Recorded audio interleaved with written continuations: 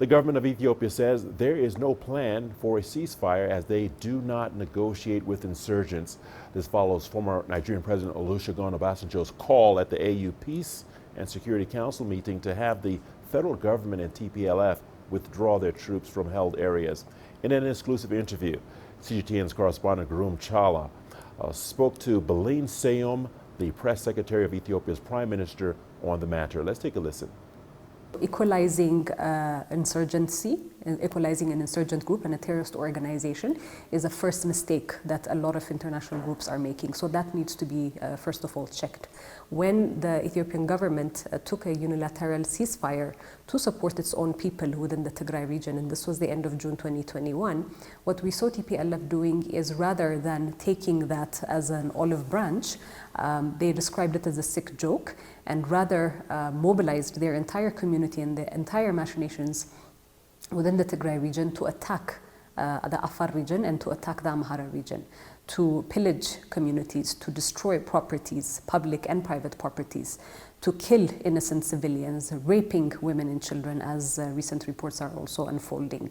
So the responsibility of the federal government is to ensure that this needs to cease, and hence why, as the one with the legitimate power and the legitimate authority that is overlooking peace and security within the entire country, the federal government has got the responsibility to say that they need to be removed outside of these regions. Is there a threat for these countries or nations to ask their citizens to remove themselves out of the city?